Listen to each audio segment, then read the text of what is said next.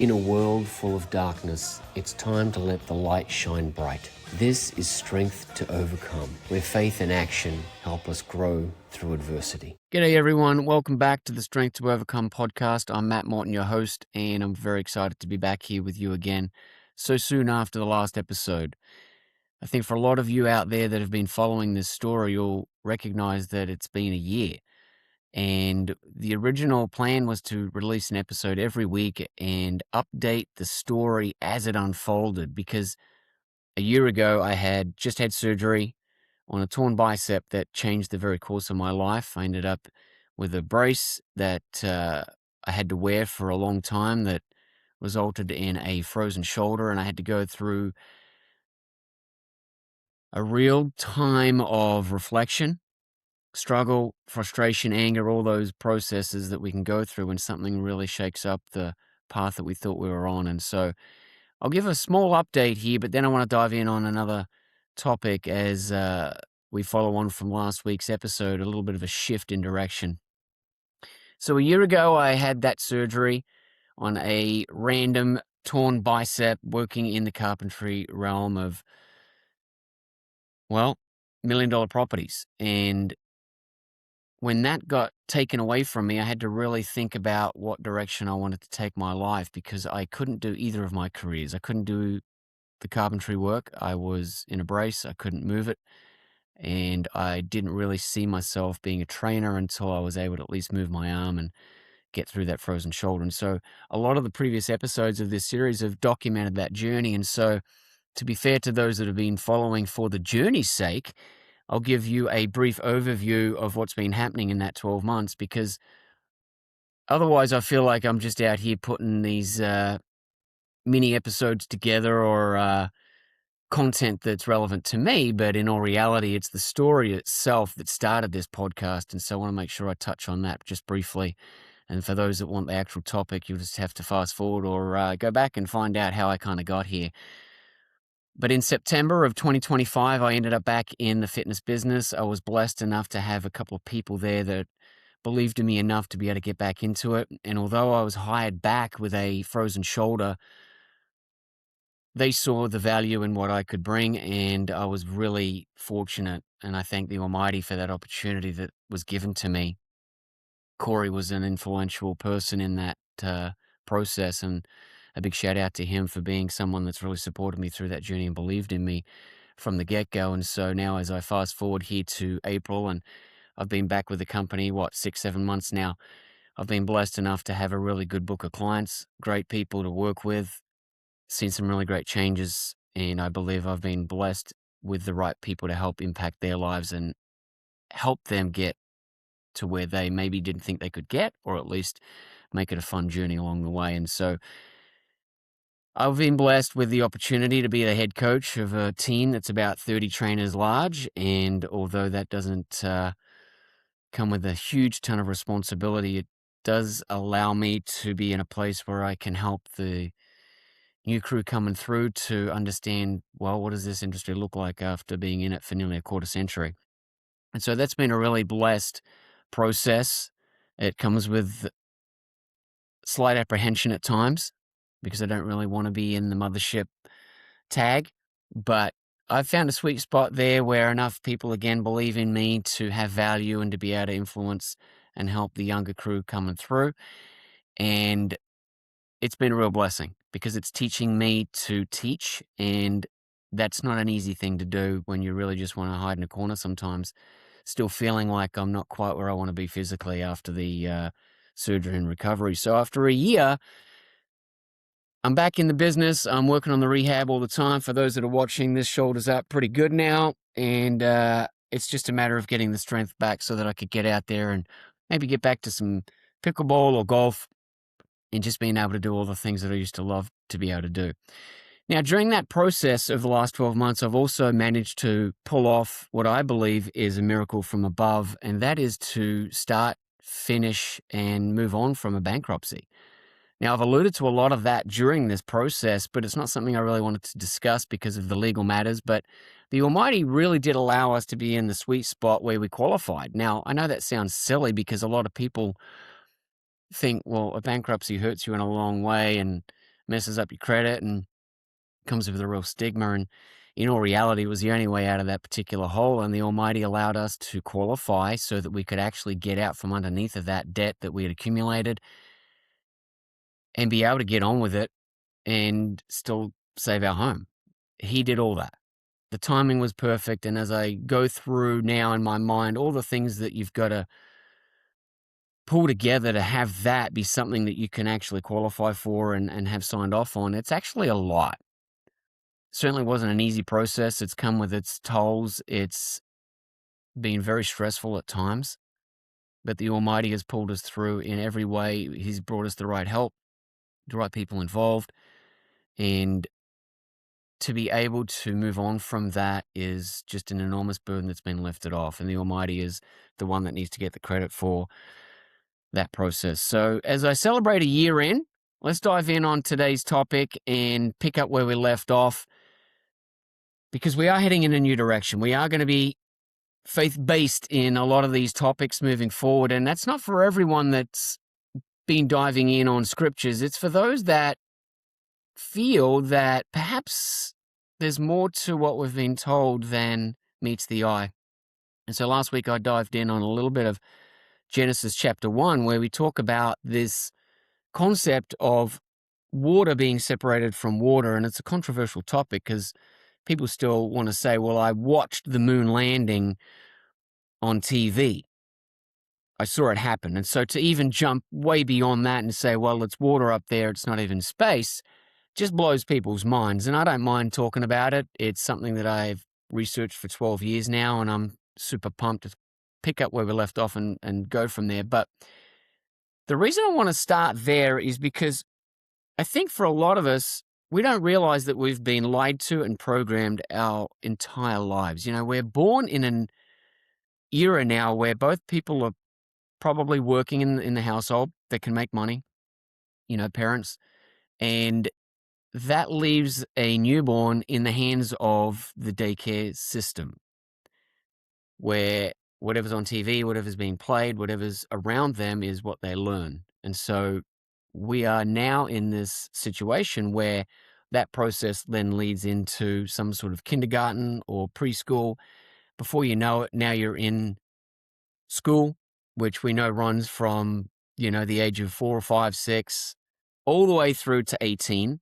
And during that entire process, we are told what to think, we're told what to study, we're even told what to make sure we can remember for an exam.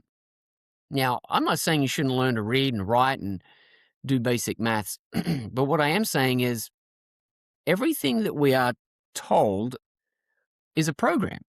It's written for the teachers that have to produce results within that class, or they either don't keep their job or that school won't maintain its funding and so forth. And so these schools have to make sure you learn the curriculum. They are required by their mothership to make sure that their teachers are getting their students over the line on knowing these certain things. And so by the time you're 18 and you're put back into the world, most people end up in college. And so they go back through another 4 years of programming. They're told what to think, what to study, what to remember. And then if they want to go beyond that and have a even more defined career in something, then they've got to go to further studies, doctorates and masters and all these types of degrees and certifications, right? So you could be in the system from when you're born anywhere up to 30 years. And during that 30-year period, we are not just taught what to think, what to study, what to remember, and what to believe in, but we're also taught that thinking outside that box is wrong. We don't have time. Hey, we've got to get back on topic in class, things like that, right? They're working through the chapters. They're working through the narrative. They're working through what they've been given to make sure their class can learn. And at the end of the year, you study an exam and hopefully pass it and then get to the next grade, right? Or the next year. So we're not really even taught to think critically. We're not taught to think outside the box. We're not even encouraged to question that content because we don't have time. This is what it is. This is the history. This is what happened. This is what we need to understand in science. These are the things that you are being told. And to question that now puts you into a box. It puts you into a bucket of a troublemaker. You need to be on some form of medication to settle you down because you can't concentrate, or you're a conspiracy theorist, right? It was funny because somebody said to me just yesterday, and I've heard this many times, what's the difference between conspiracy and truth? About 6 months. And the concept is that a lot of the times we are labeled, right? Anyone that thinks outside the box or has trouble following the narrative or wants to say, hey, so I've got a question about that. And we either get put aside, left behind, or we get labeled, or we get bullied, or we get, what's the word I'm looking for here without being rude? We get called names, right? I won't start listing those names. But my point is, when you test the narrative or question the authorities that have been put in place, it can slow you down significantly. And the reason I want to talk about this is because strength to overcome really is about overcoming adversity. It's overcoming tough times in your life. And I have found over the course of the last 2 or 3 weeks where I've really decided to go down this direction with this series, my focus on helping people overcome or at least feel comfortable testing the narrative has just lit me on fire. I'm so driven in this direction that all the things that have troubled me or slowed me down in the past have just fallen away. All that baggage of keeping things secret or not wanting to talk about things, going over this constant battle of all the things that we've talked about in this show. We've talked about alcoholism, we've talked about pornography, we've talked about gambling, uh, with finances and different ways to try and break free from this voice inside our head that says you need a fix and this will help you get through. So this series really, for me now, makes sense. And so although it's a shift for a lot of people and maybe we lose some viewers, maybe we pick up some new ones, it really doesn't bother me because now, for the first time after a year, I'm really starting to see where this can go. And I'm super excited to help people understand that it's okay to test the narrative. It's okay to test the programming. It's okay to be different where you question the authorities that tell you what to think, how to think, and that if you're not following that agenda, you're a loser, you're an outcast, you're a conspiracy theorist, tinfoil hat, get called all sorts of names. And I'm here to tell those that are listening that have been labeled or at least starting to question some of these things and feeling isolated. Well, I'm here to tell you that you're not. There's actually a lot of people out there that are researching this stuff and that community is growing. So I'm really excited about that. It's not just the school system that does it. It's in the news, it's in the media, it's in the social media, it's on TV, it's in our movies, it's our peers, it's the people we hang around with, it's our circle of influence, it's radio, it's books, but it's also religion. It, in fact, is really heavy in religion because we're taught all sorts of things about what the Bible says, and the minute you put your hand up in church or outside of the public setting of a sermon, go to a pastor or a head elder and you question these things and you are labeled all the things I've already listed, right? So you get labeled as a troublemaker, and at times you get cast out or thrown out of a church, or you're no longer part of the team that wants to lead, or they want you to lead rather. And so you really find yourself at a bit of a brick wall. And I'm here to tell you that it's okay because a lot of the times, as we've talked about in the last episode, the truth is going to set you free. So, you know what? If you're not welcome there, that's okay. Maybe you're not meant to be there. Maybe you're meant to find another community where you can openly discuss those things, and maybe you've got a bigger purpose. And so I'm not saying everyone's got to have a podcast where you're talking about this stuff, but who knows? Maybe you are meant to be a part of this movement where you can help me or I can help you. And together we feel like we're on the way to something where this starts to make sense. And so last week's episode about the flat earth concept and waters being separated from waters and an arch, a vault put over that the Almighty then opened up to flood the earth. Well, maybe there's a lot of people out there that actually believe that and have been questioning that, and now you can find a little bit of comfort in knowing you're not alone. Okay. So as we pick up where we left off last week, I want to dive back in on Genesis chapter 1 and just read it again to then kind of pick up on where we're going today. But it says in Genesis chapter 1, verse 6, we don't get but 6 verses into the Bible, and it already says, let there be an expanse come to be in the midst of the waters, and let it separate the waters from the waters. Okay, so then a lot of different translations out there use the word firmament, arch, dome, vault, expanse. We've got this concept. I love the BBE translation where it says solid arch. There is a solid arch that has separated the waters above from the waters below. And then as we slide on over now, as we dig in on today's topic, we talk about chapter 7, where things are going horribly wrong in the planned creation. And this is for another episode where we dive in on what really happened and why is he going to destroy all mankind and everything living on the earth. That's another episode. But for now, let's just dive in a little bit on the fact that he opened in verse 11 of chapter 7, he opened the windows of the heavens. Now, he can't open the windows of the heavens if it's this space that we've been taught is up there, right? So it makes sense now that he's opened the windows of the heavens, he floods the earth so that he can wipe out all mankind.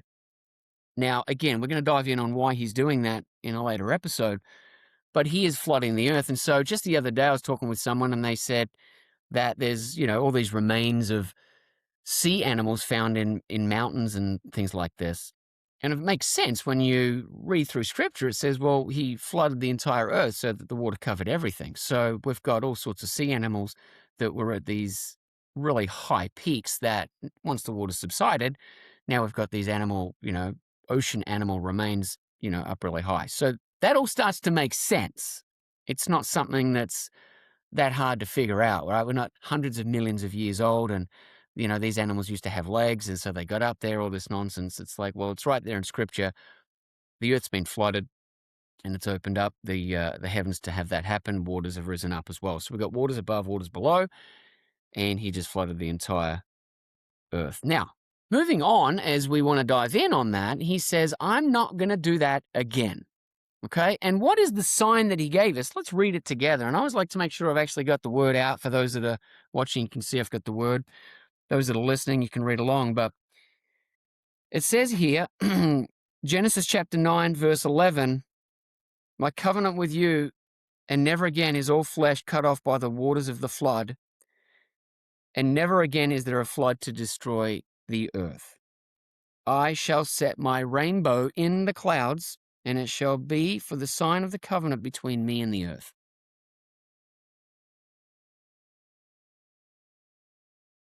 That is the Almighty's sign that says, I will no longer or never again flood the earth to that level where there is complete destruction of mankind. And the only sign that he gave, the covenant between him and the earth, is that he is going to set his rainbow. Now, you look at the shape of the rainbow, and if you start to realize that there's this solid arch or a dome, you start to look at it and go, okay, well, that makes sense now because the rainbow is always the same shape. It's got the same reflection, the same shape. It's got the same colors. It's his sign that he put so that every time you see that rainbow, you remember his promise that he is going to protect his righteous people. And not only that, there's this arch, this solid arch. And so it starts to make sense every time you see the rainbow.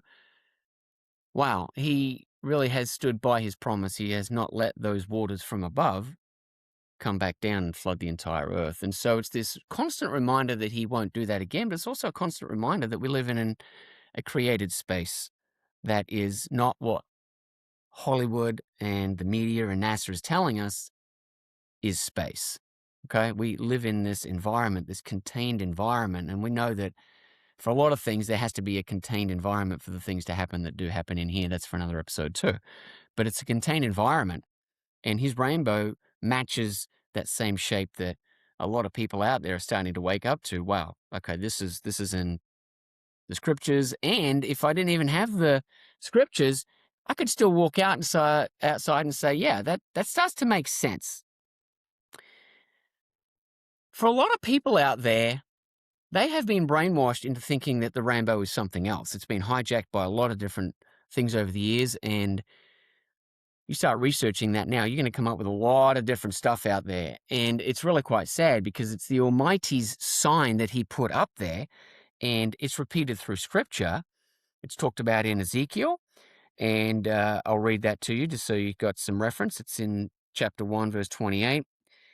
As the appearance of a rainbow in a cloud on a rainy day, so was the appearance of the brightness all around it. This was the appearance of the likeness of the esteem of Yahweh, and when I saw it, I fell on my face, and I heard a voice of one speaking. So it wasn't just one and done in Genesis. We've got it right through there in the midst of the Scriptures, and then all the way back in Revelation, right? So we've got the entire span. We've got from Genesis to Revelation where it talks about it. Revelation chapter 4, verse 3, and he who sat there was like a jasper and a ruby stone in appearance. And there was a rainbow around the throne like an emerald in appearance. We've got this concept of this rainbow, all through Scripture. And again, I'll just have a look at one in Revelation 10, verse 1. And I saw another strong messenger coming down from the heavens, robed in a cloud, and a rainbow over his head. And his face was like the sun, and his feet like columns of fire. This concept of a rainbow is the Almighty's. It's what he put as a reminder that we live in a contained area, that there is a dome, that he is looking down upon the earth, reigning over us at all times and caring for us, and that his promise stands even to this day.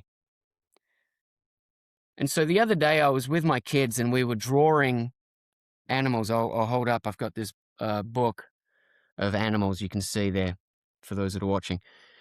And it's got all these animals. And so the other day we decided to open it up and I was drawing different animals and they had to guess what the animal was that I was drawing. And so I decided to pick the seahorse. And so I started drawing the seahorse and they were trying to guess what animal off this page that it was. And as I continued to draw it, I picked the right colors of the animal that I was drawing, the seahorse, and so they would start to be able to narrow it down based on what colors I was using. And so I got about halfway through, and for those that don't know, I've got 6 and 4-year-old girls, and they started to recognize that I was drawing a seahorse. And so they said, "It's a seahorse, it's a seahorse." And I said, "You don't know what it is?" I said, "Yeah, it's a seahorse, it's a seahorse." Terrible 6 and 4-year-old voices there, but whatever. I continued to draw and I said, "You don't know what this is. You don't know. You don't know."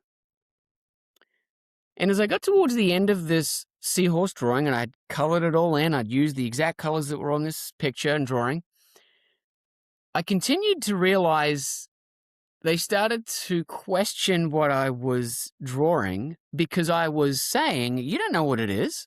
Until I'm finished this drawing, you don't know what it is. It could be anything on this page."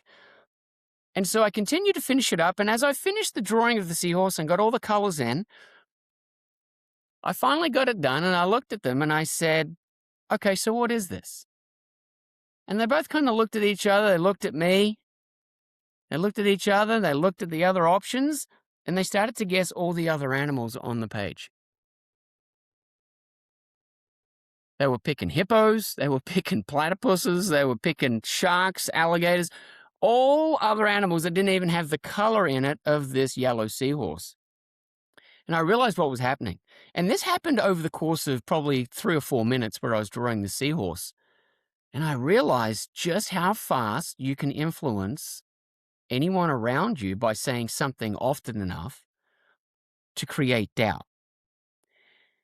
And so I looked at them and I finally said to them, "What do you really think it is? What does it look like to you? Match up the colors, go back to your original thought." Even when I had just started drawing the long nose and the tail towards the end, you guys picked up straight away what it was.